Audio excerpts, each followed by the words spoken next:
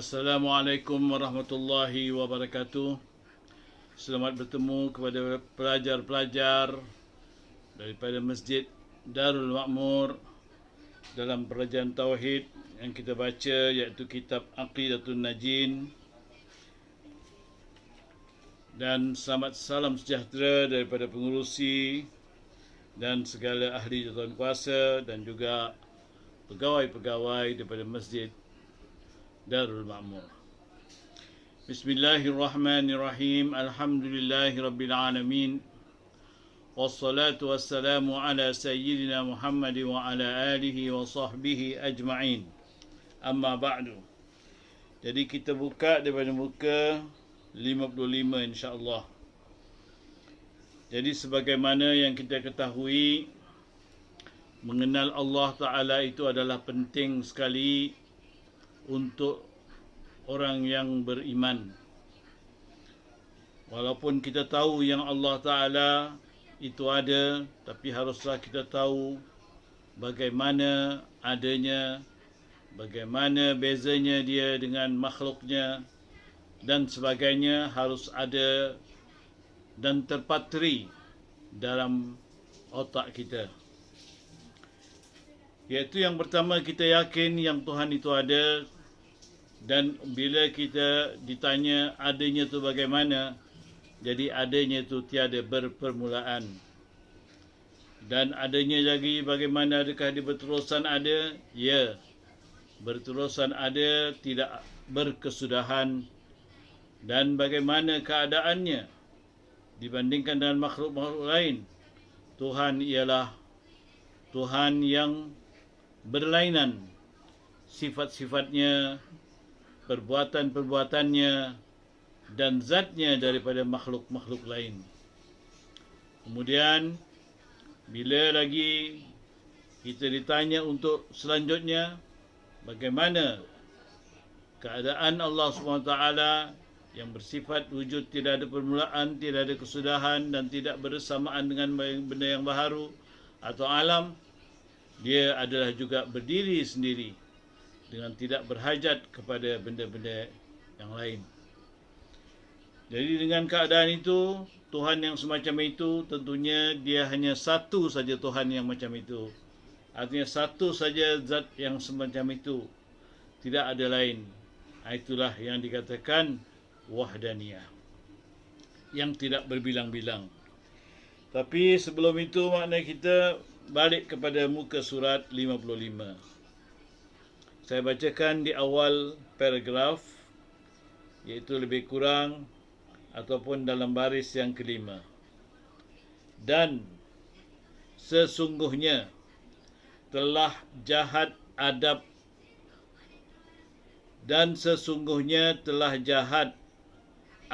oleh Fakhrul Razi sekiranya ibarat ia pada bahagi ini dengan berkendak kerana telik daripadanya kepada mustahil berdiri sifat Allah Ta'ala dengan sendirinya dan wajib berdiri dengan zat yang suci, serta lalai ia daripada barang yang memberi waham oleh takbir dengan iftiqar itu.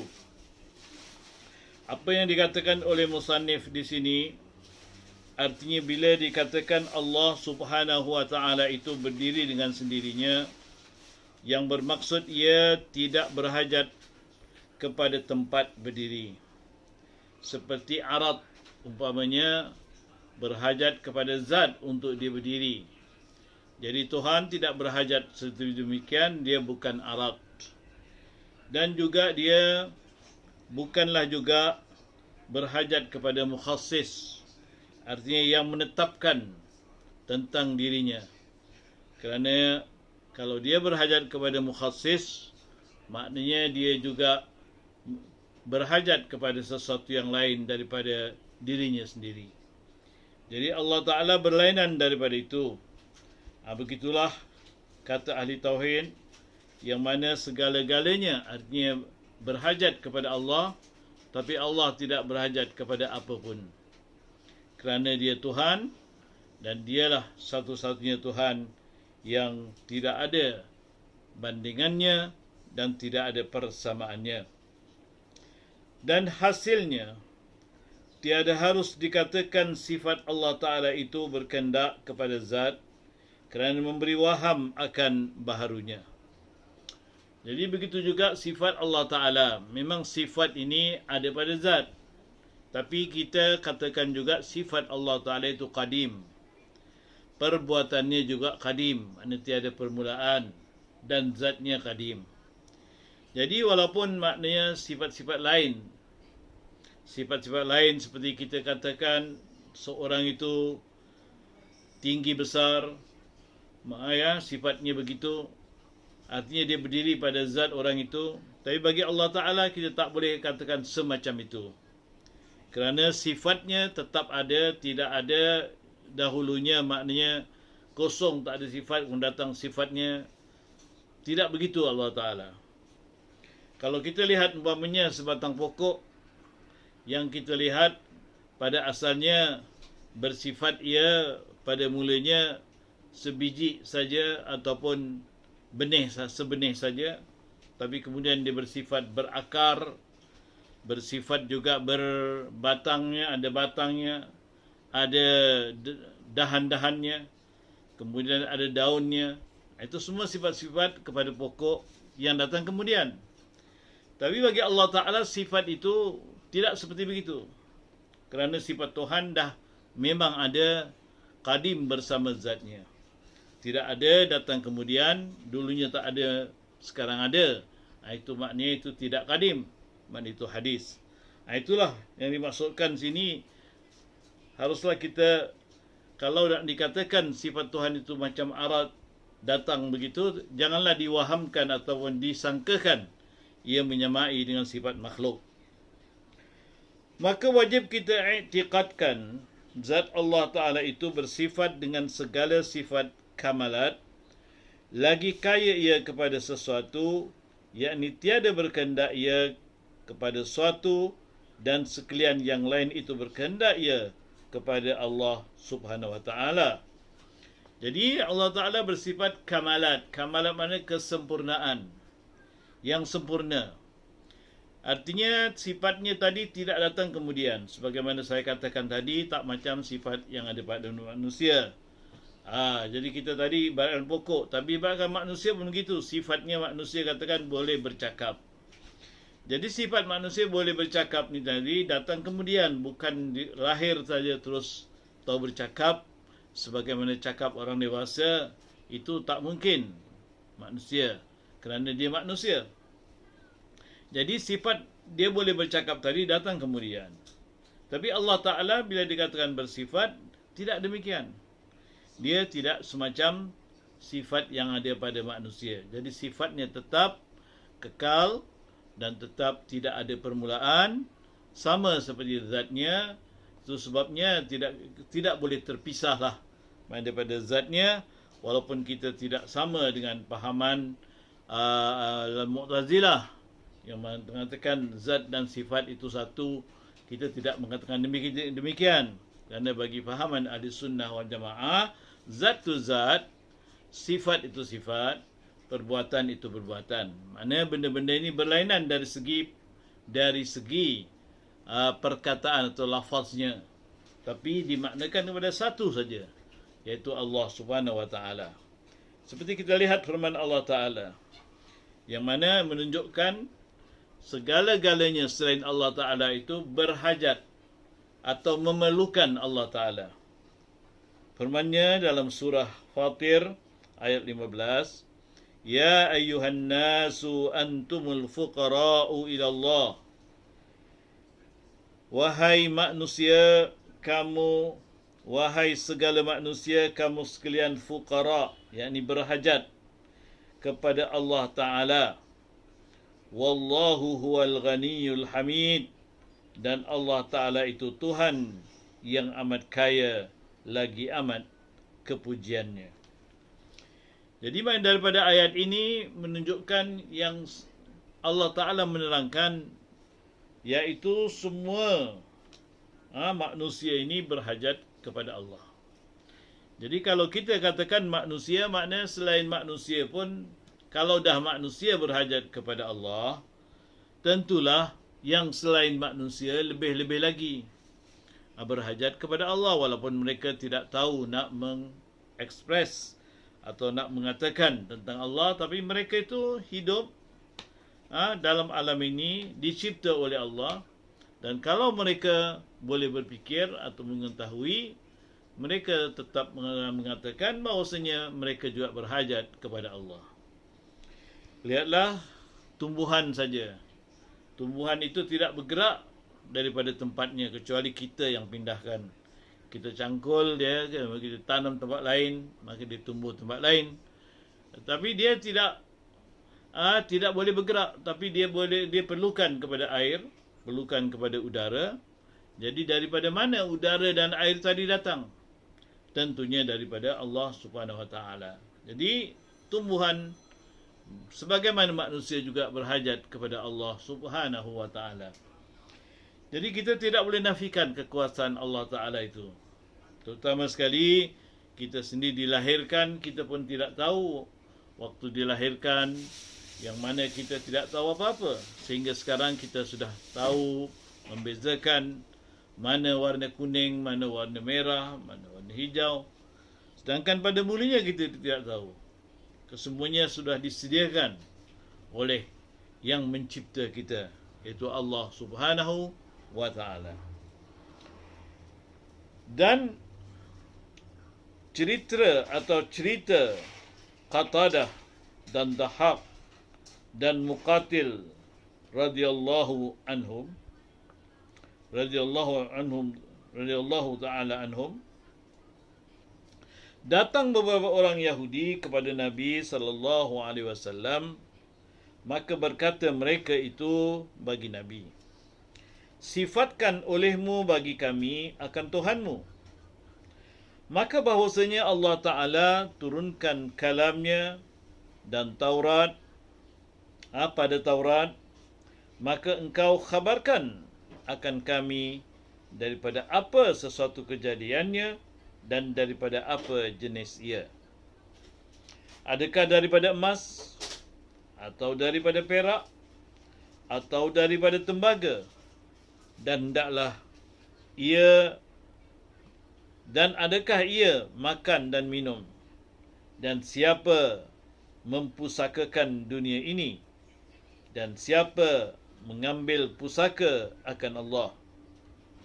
Itulah pertanyaan-pertanyaan orang Yahudi kepada Rasulullah sallallahu alaihi wasallam, sebagaimana yang dikatakan oleh tabi'in Qatadah, Dahaq dan Muqatil. Mereka nak tahu Tuhan tu macam mana, kejadiannya macam mana. Adakah dia dijadikan daripada emas, perak, atau daripada apa saja, akan bahan-bahan. Jadi mereka sudah mengatakan, kami tahu dalam Taurat tentang Tuhan. Jadi bagaimana pula pendirian Nabi tentang Tuhan?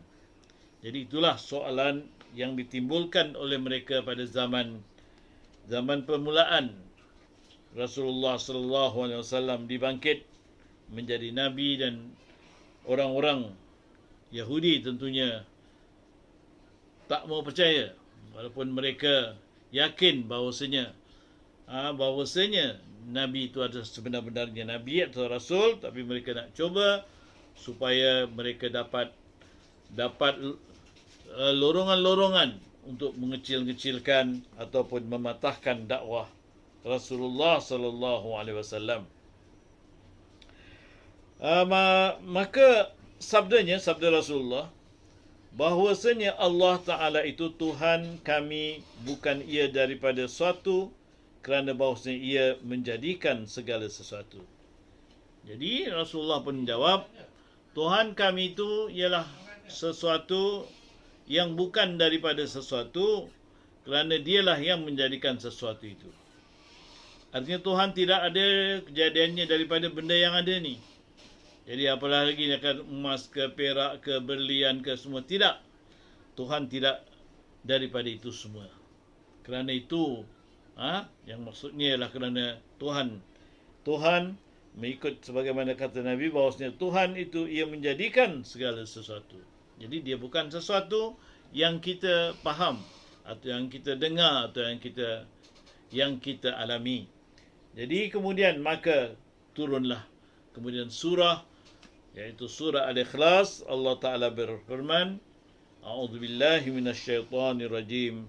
Qul huwallahu ahad, Allahus samad. Iaitu artinya katakanlah wahai Muhammad, Allah itu yang Maha Esa, Allah tempat meminta. Jadi itulah jawapan kepada orang-orang Yahudi ketika bertanyakan tentang Tuhan. Kemudian ayat itu disambung untuk menguatkan lagi, lam yalid walam yulad. Qul huwallahu ahad, Allahus samad.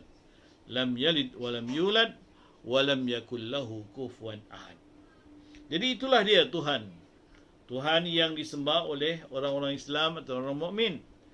Jadi itulah jawapannya yang tepat sekali. Kerana Allah Ta'ala ialah satu. Bila dikatakan satu, ahad ni tak ada satu yang sama dengan satu ahad Allah Ta'ala. Kerana kita katakan rumah itu satu, betul? Masjid Darul Ma'mur ini satu. Tapi terdiri tiang-tiangnya, terdiri juga dinding-dindingnya, lantai-lantainya. Jadi satu yang berangkai-rangkai, itu Tuhan tidak begitu. Dan begitulah juga dikatakan satu, tetapi maknanya dia ada permulaan. Sebelumnya tak ada. Masjid ini artinya 50 tahun dulu. Mungkin masjid ini tak ada, kemudian baru didirikan. Jadi ada permulaan, Tuhan tidak ada permulaan. Jadi ataupun dia satu, tetapi ada masjid, lain-lain masjid yang hampir sama, masjid juga disebut. Mana ada persamaan. Ada di sana persamaan. Jadi Tuhan tidak begitu. Artinya masjid tadi dijadikan, ada apa yang menjadikan, dia ada juga persamaan dengan yang lain, dan dia berangkai, bukan satu yang dikatakan satu. Jadi Allah Ta'ala satu yang tidak ada dalam dunia ni. Apa saja. Katakan kuman yang kecil sekali. Virus, katakan virus corona umpamanya. Dia satu, kecil sekali. Maka benda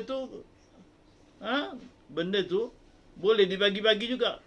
Kalau orang yang boleh membagikan, boleh dipecah-pecahkan, artinya dia tidak satu. Kerana dia ada nyawanya, ada urat-uratnya, walaupun sekecil-kecil haiwan sekalipun, seperti nyamuk dan seperti kuman sekalipun. Jadi itu semua tak sama dengan satunya Tuhan. Dan itulah dia jawapan kepada orang-orang Yahudi yang ingin, yang cuba menguji tentang Tuhan orang-orang Islam tadi. Dan Allah tempat meminta, artinya Tuhan yang berkuasa segala-galanya. Jadi apa saja yang berlaku atau yang akan berlaku, kita minta kepada Dia saja. Itulah makna tempat meminta. Kita minta tolong, minta berkat, minta baik, minta pulih, semua minta kepadanya. Jangan minta kepada yang lain. Jangan minta kepada benda-benda lain. Benda lain tidak ada kuasa. Kerana benda lain semuanya makhluk saja. Walaupun macam mana sekalipun benda itu, yang kita hanya sebagai makhluk saja. Jadi Allah Ta'ala As-Samad situ. Dan makna samad itu yang dikasatkan pada segala hajat hambanya atas berkekalan, yakni kuasa ia menunaikan segala hajat hambanya, dan jikalau di dalam masa yang satu sekalipun lagi tiada rongga baginya. Itulah makna samad. Artinya Allah Ta'ala berkuasa dengan mengadakan segala-galanya, dan ia adalah tempat meminta di mana Allah Ta'ala boleh melakukan segala-galanya dengan berkekalan. Tidak ada misalan berhenti sekejap atau cuti, tapi berterusan. Allah Ta'ala itu adalah tempat meminta. Jadi itulah dia makna Tuhan yang patut disembah. Maka tiada ia makan dan tiada minum, dan tiada beranak, artinya tiada keluar wujud suatu daripada zatnya yang Allah, yang mana yang maha tinggi, dan tiada diperanakkan akan dia. Artinya tiada terkeluar zat Allah itu daripada zat suatu, dan tiada suatu yang diperanakkan dia, melainkan lagi akan mati, dan tiada yang mati melainkan dipusakai akan dia. Jadi Allah Ta'ala itu tiada beranak dan tiada diperanakkan, tiada dipusakai, tiada diganti lain apa-apa lain. Artinya Tuhan tidak ada permulaan langsung dan tidak beranak sebagaimana beranaknya makhluk di dunia ini. Itulah dia, saudara-saudara, pelajar-pelajar sekalian, mengenai Allah Ta'ala atau huraian tentang Allah Ta'ala berdiri dengan sendirinya, tidak berhajat kepada apa-apa saja sekalipun. Dan kita harus kuatkan iman kita dengan demikian, supaya kita bertambah iman kita kepada Allah Ta'ala dan bertambah faham. InsyaAllah kita bertemu lagi di lain kali. InsyaAllah, salam daripada Masjid Darul Ma'mur. Assalamualaikum warahmatullahi wabarakatuh.